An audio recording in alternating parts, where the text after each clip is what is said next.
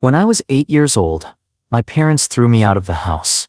I wandered the streets all night until my aunt found me and took me in. I will never forget that night. My name is Mia Anderson, and I am now 23 years old. But this story began 15 years ago, when I realized that not all parents love their children equally. That night, I lost my family. I grew up in Seattle, Washington, in a house that felt more like a museum than a home. Everything was expensive, flawless, and perfectly arranged, except for me. My parents, Jonathan and Catherine Anderson, were well-known attorneys, praised for their discipline, intelligence, and accomplishments. In their world, there was no room for weakness, mistakes, or failure. They demanded perfection in everything, especially from their children. My younger brother, Adam, was their pride and joy. He was talented, charismatic, and successful. Every achievement of his was met with praise, love, and admiration. He was the golden child, and me? I was just the extra one, the one they weren't quite sure what to do with. No matter how hard I tried, I was never good enough. If I got a B on a test, my parents would look at me with disappointment. If Adam got an A, they would celebrate. If I needed help with my homework, they told me to figure it out on my own. If Adam needed help, they hired the best tutors money could buy. I spent my childhood chasing their approval, believing that if I worked hard enough, they would finally see me, finally love me, the way they loved Adam. But no matter what I did, I remained invisible, except when I failed. My failures always stood out. When I was 8 years old, everything changed. That was the night I realized that no amount of effort would make them love me. That was the night they made a decision. The night they decided I didn't belong in their perfect family. On a cold evening, my world fell apart. I had just come home from school, my backpack weighing heavily on my shoulders, but the weight in my chest was even heavier. That day, I had taken an important math test. I had spent endless nights studying, going over my notes again and again, hoping that this time, I would make my parents proud. But despite my best efforts, I only managed to get a C+. I knew what that meant. As soon as I stepped inside the house, I heard their voices from the living room, sharp, loud, and filled with disappointment. My hands gripped my test paper tightly, as I stood frozen in place, listening. "She's an embarrassment," my mother said coldly, each word cutting through the air like a knife. "We have given her everything, every opportunity, and she still fails us." My father's voice followed, even colder than hers. "We've tried to shape her into something worthwhile, but she keeps proving she's not meant to succeed." My stomach twisted painfully, and I felt my breath hitch. They were talking about me. Again. "She's lazy," my father added. "No matter how much we push her, she never rises to the occasion. She is not the kind of child we can be proud of." Tears welled in my eyes, blurring my vision. I had tried. I had done everything I could, worked harder than ever, but it still wasn't enough. Then my mother's voice broke through the silence, sending a chill down my spine. "We can't keep doing this. Maybe it's time for her to leave." I felt the ground shift beneath me. For a moment I thought I had misheard her. I was 8 years old. She couldn't have meant that. But she did. After dinner, my parents called me into the living room. My father sat on the couch, his arms crossed tightly over his chest. My mother stood beside him, with an unreadable expression. Adam was nowhere to be seen. He never had to witness these moments. "Mia, we've talked about this," my father said. His tone calculated and detached. "You aren't meeting our expectations, and quite frankly, we're tired of trying." A shiver ran down my spine. "Trying what?" My voice was barely a whisper, a murmur of confusion. My mother didn't hesitate. "Trying to fix you," she said bluntly. "If you can't live up to what we expect, then maybe you don't belong here." My breath caught in my throat. My hands trembled at my sides. Where would I go?" I asked, my voice barely audible. My father sighed, unfazed by my fear. "Figure it out." Something inside me shattered. Panic gripped my chest. "Please," I begged, my voice breaking as tears streamed down my cheeks. "I'll do better. I'll work harder. Just don't send me away." I stepped forward, reaching for my mother's hand, hoping for some trace of warmth or hesitation. I instead felt a sharp impact. It happened so quickly that I barely had time to react. The blow landed on my cheek, sending a wave of pain through my skull. My head snapped to the side, and I staggered, almost collapsing to the ground. For a brief moment, the entire world fell silent. My heart pounded in my ears, and my skin burned where I had been struck. The sting ran deep into my bones. I clutched my cheek, feeling the swelling, and looked up with tears in my eyes. Grief and betrayal written all over my face. But she did not even flinch. "Get out," she ordered, her tone low, harsh, and definitive. I turned to my father, hoping for some sign of protest, some indication that he disagreed with what had just happened. But he didn't even look at me. That was it. That was the moment I stopped being their daughter. The moment I realized they had never truly wanted me. The pain in my cheek intensified as I stood there, frozen in shock. My mother had raised her hand against me, and my father had allowed it to happen. Now they were pushing me away, as if I meant nothing to them. Tears blurred my vision, but I refused to cry in front of them. Crying wouldn't change anything. Begging wouldn't make them care. They had already made their decision. Without another word, I turned and ran to my room. My hands trembled as I grabbed a small suitcase and stuffed in whatever clothes I could find. I didn't know where I was going. I had no plan. I only knew that I needed to leave. As I zipped up the suitcase, I paused for a moment and looked around my room. The walls were bare except for a few old childhood sketches. My bed, where I had slept for years, suddenly felt unfamiliar. This house had never truly been my home, and now I knew it never would be. With my heart pounding, I slung my backpack over my shoulder and walked toward the front door. My mother stood in the hallway, arms crossed, looking at me with cold indifference. My father sat in his usual chair, flipping through a newspaper, as if nothing had happened. Adam was nowhere to be seen.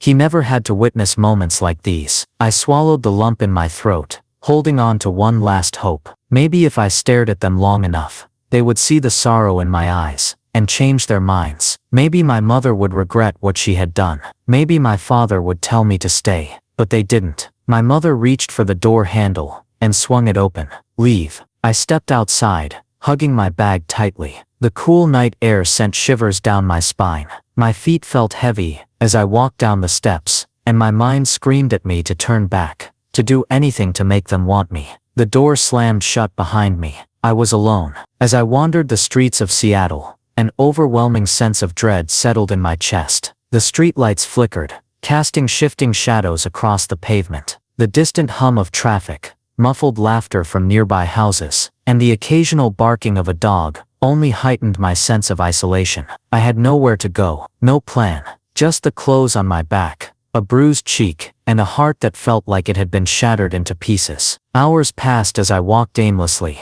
exhaustion sinking deep into my bones. The cold wind bit at my skin, and the growing hunger in my stomach reminded me that I hadn't eaten since dinner. I wanted to collapse on the sidewalk, to just give in. Then through the silence of the night, I heard a voice. I stood under a dim street lamp, arms wrapped around myself, in a desperate attempt to stay warm. My feet ached, my stomach twisted with hunger, and the sting of my mother's hand lingered on my cheek. I felt completely lost. The streets stretched before me, unfamiliar, unwelcoming. I had nowhere to go, no idea what to do next. My parents, no, they weren't my parents anymore, had made it clear that I was no longer part of their lives. The realization hit me like a tidal wave of despair. And then in the depths of my sorrow, I heard it. "Mia." I froze. My breath caught in my throat. The voice was warm, familiar, and filled with concern. I turned, my heart pounding, and saw a woman standing a few steps away. It was Mary,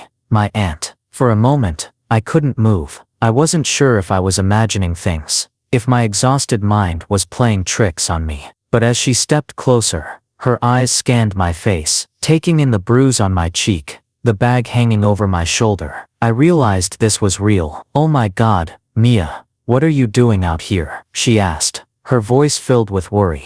I opened my mouth to answer, but no words came. How could I explain what had just happened? How could I tell her that my mother had hurt me, that my father had stood by and done nothing, that they had cast me out like I didn't matter? Mary must have seen the pain in my eyes, because before I could even try to speak, she rushed forward and pulled me into a hug. It was the first real hug I had felt in years. The warmth of her embrace broke something deep inside me. I had been holding back my tears, refusing to let my parents see how much they had hurt me. But as Mary's arms wrapped around me, the dam broke. A sob escaped my lips, then another. Before I knew it, I was crying uncontrollably into her shoulder. She held me tighter, whispering softly, "You're safe now, Mia. You're safe." She just held me while I cried, and fell apart. When I finally pulled away, my breath caught. She tenderly caressed my face, her fingertips stroking against my injured cheek. Her eyes darkened with rage. "Did someone hurt you?"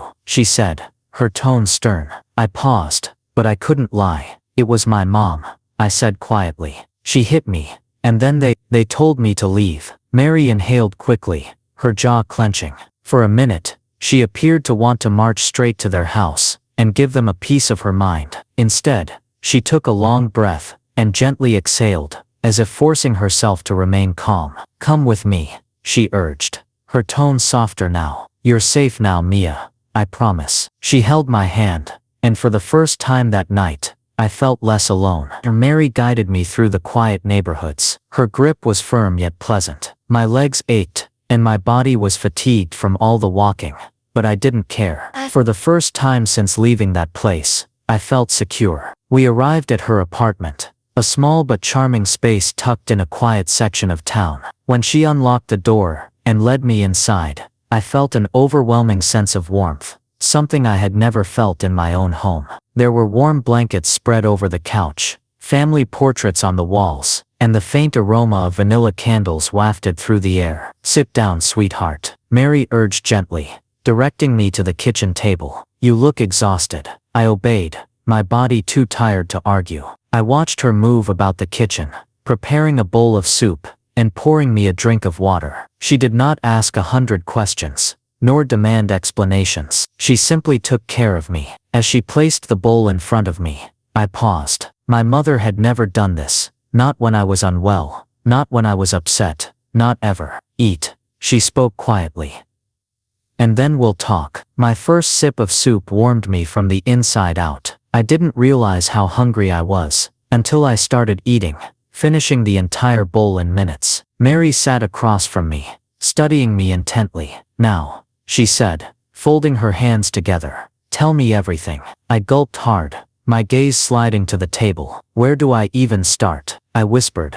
"They never wanted me," I finally admitted, my voice lifeless. "No matter what I did, it was never enough. Adam was their favorite. I was just there, a failure, a disappointment." Mary's face clouded, but she didn't interrupt. "I got a C+ on a math test today," I explained. "And that was the final straw. They said I wasn't worth the effort anymore." My fingers brushed over my injured cheek, the recollection still fresh. "She hit me, and then they told me to leave." An uneasy silence enveloped the room. When I finally looked up, Mary's face was furious. "I always knew your parents were cruel," she continued, her voice trembling. "But this is unforgivable." Tears welled up again in my eyes, but this time, I wasn't simply sad. I was also angry. How could they have done this to me? How could they sleep comfortably after abandoning their own daughter? Mary stretched across the table and squeezed my hand. "Listen to me, Mia. You're not a failure. You're not worthless. You are smart and strong, and you didn't deserve any of this." A lump formed in my throat. I spent my entire life trying to prove myself to my parents, but as I sat in Mary's warm, comfortable kitchen, I came to a realization. I did not have to prove anything to them. They'd made their choice, and now I'll make mine. I was not going back. That night, for the first time in a long time, I slept soundly. There were no quiet arguments outside my door, no overpowering sense of failure pressing down on my chest. Mary's hallway light cast a gentle glow into the guest room, and the blanket pulled over me provided warmth. For the first time in my life, I wasn't just surviving.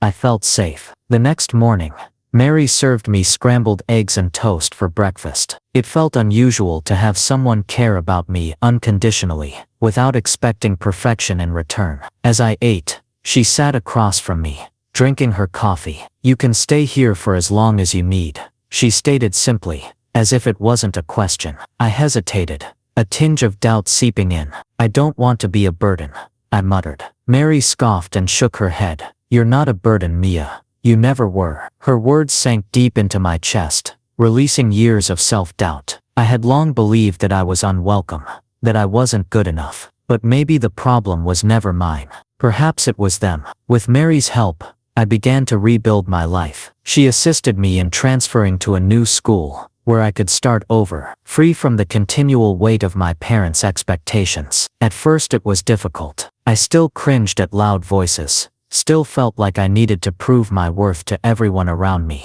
But Mary never made me forget my potential. "You're smart, Mia. You can do anything you set your mind to," she would tell me. Every day I studied harder than ever. Not for approval, but because I wanted to prove to myself that I was capable. Slowly I began to excel in school, and gained confidence in my own talents. Meanwhile, my brother Adam remained inside the house, still imprisoned by our parents' crushing expectations. I scarcely spoke to him through those first several years, but I was concerned about him. I'd escaped, but he was still stuck. One evening, my phone chimed as I sat on the couch, scrolling through my school assignments. My heart almost stopped when I saw Adam's name on the screen. "Adam," it read. "Hello, could we talk?" I stared at the message, my fingers hovering above the keyboard. Part of me wanted to dismiss it, to leave that period of my life behind, and never look back. But another part of me, the one that still cared, felt the need to respond. Despite everything that had happened, I realized Adam had reached out to me for a reason. I took a deep breath. "Mia, what's going on?" he texted. Little did I know, this message would mark the beginning of something I never expected. A shift that would change everything. Adam's message sat on my screen, shimmering in the softly lit room. For a moment I paused, wondering, why now? He had never contacted me before. Not when I was struggling to meet our parents' impossible expectations. Not when I was kicked out. And not in the years that followed.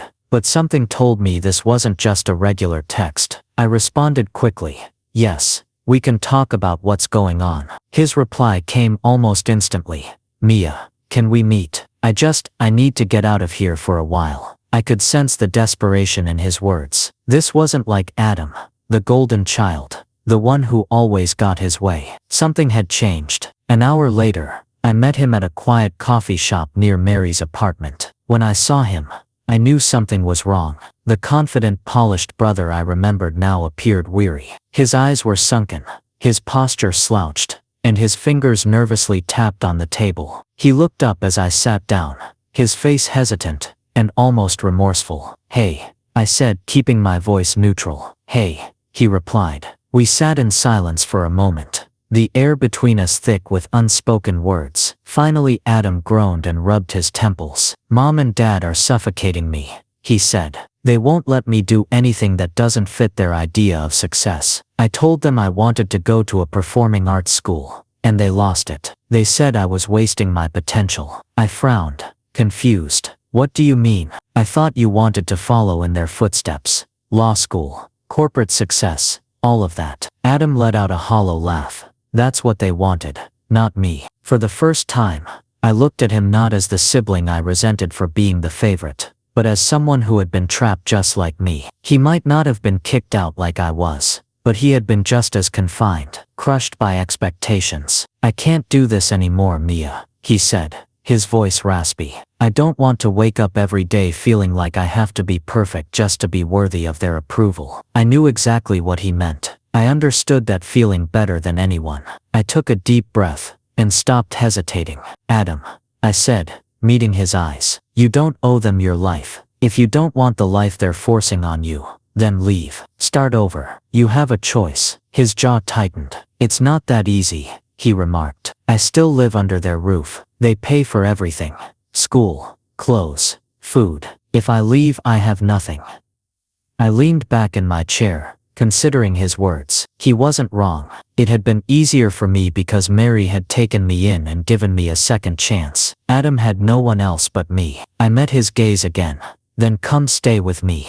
He blinked, taken aback. "What?" "I mean it," I said. "If you really want out, then leave. I'll help you figure things out just like Mary helped me. You don't have to do this alone." He swallowed hard, his hands clenched into fists on the table. For a while, he said nothing, but then he nodded. "Okay." And just like that, everything changed. For years I had thought Adam was the lucky one, the one they cherished and adored. But now I understood that he had been trapped in the same way I was. The difference was, I had already broken free. Now, it was his turn. The tension in the air the night Adam left our parents' house was almost unbearable. He had packed a single bag, just like I had years ago. But unlike me, he could choose to leave. He wasn't being kicked out. He was finally gaining control of his own life. Mary and I waited for him outside in her car, parked a few houses away from our childhood home. My stomach was tight with apprehension,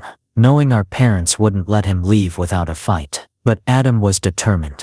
He had spent years being their perfect son, their golden child. And now, for the first time, he was choosing himself. The front door opened 15 minutes later, and Adam stepped out onto the porch. Mom and Dad were right behind him. Even from a distance, I could see the rage in their faces. Mary tightened her grip on the steering wheel. "Are you sure he's ready for this?" she wondered. I breathed slowly. "He has to be." Adam strode down the stairs, his movements rigid and strained. My father stood at the doorway, arms crossed, his face twisted with barely restrained rage. "If you leave now, you will not come back," my father cautioned. Adam paused. I could practically feel his internal struggle. Years of training, years of being the favored son, the one they shaped to their liking.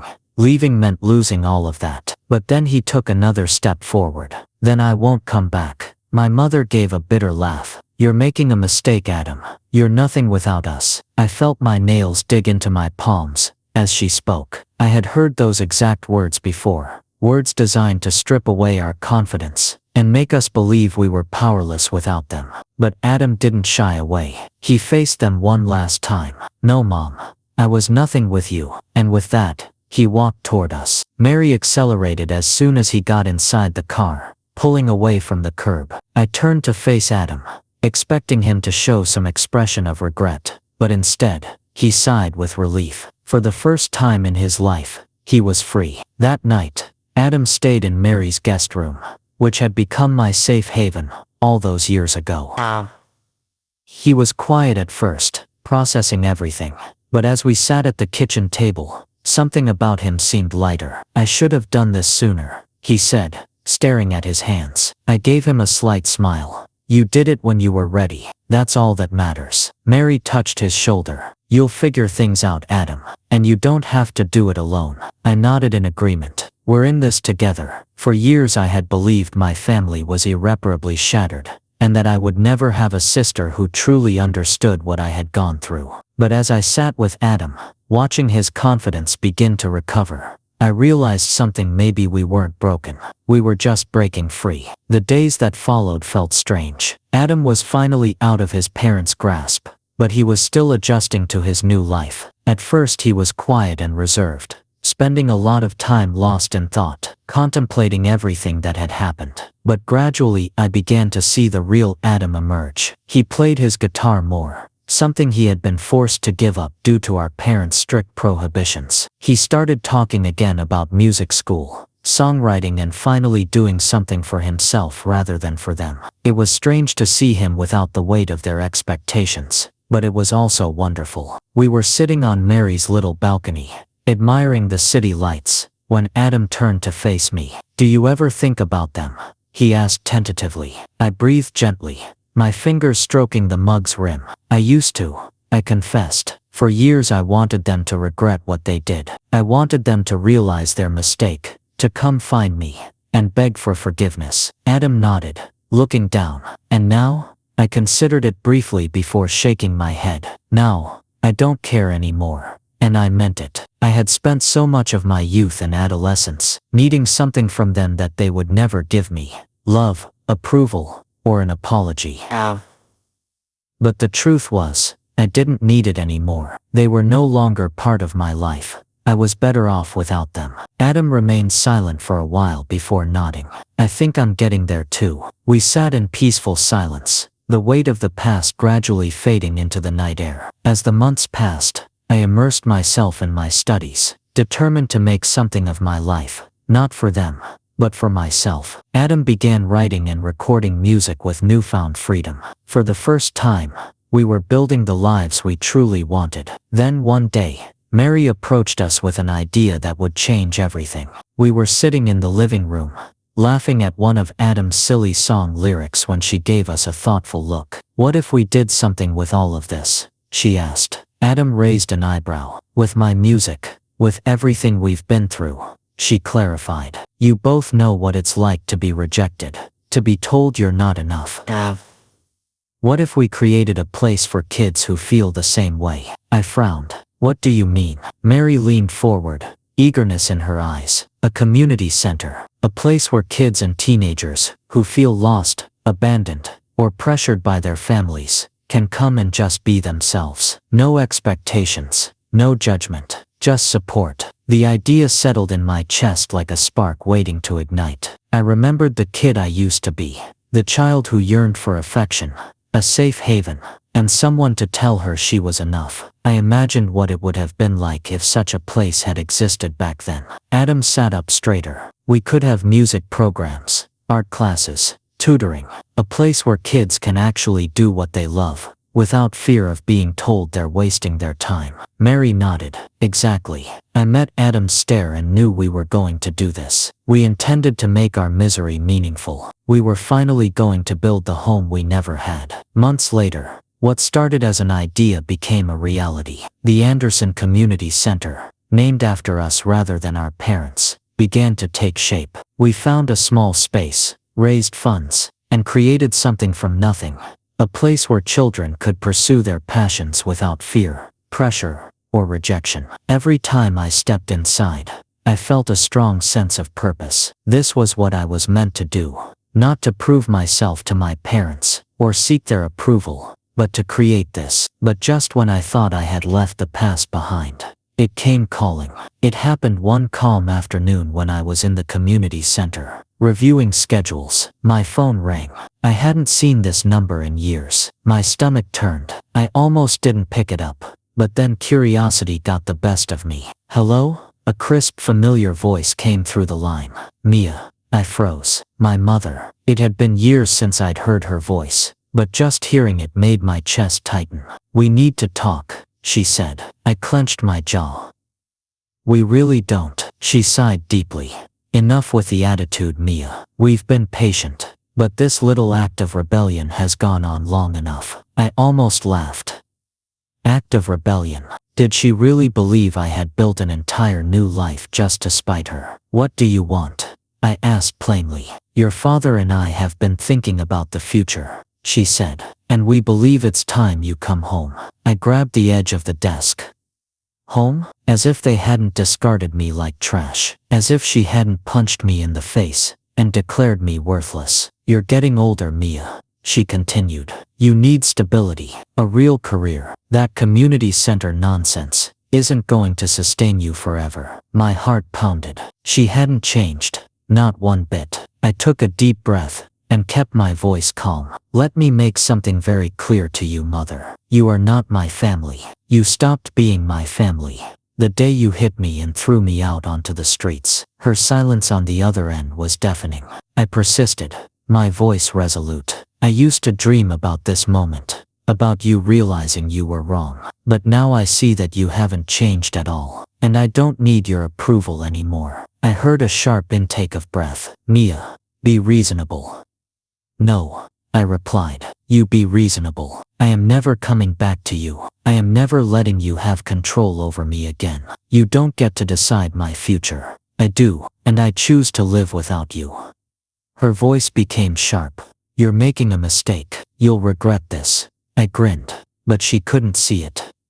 "No, I regret ever wanting your love in the first place." With that I hung up. That was the moment I realized I was free. On the day of the community center's grand opening, I stood with Mary and Adam, admiring the space we had created together.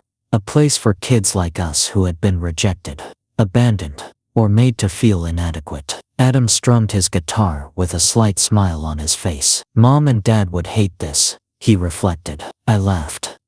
"Good." Mary wrapped her arms around both of us. "You two have done something incredible. I hope you know that." I gazed around at the children passing through the doors. Kids who would never have to feel as alone as we did. I didn't need my parents' love. I didn't need their approval. I had something better. A family who chose me. A life I created on my own terms. And for the first time in my life, I was exactly where I was supposed to be.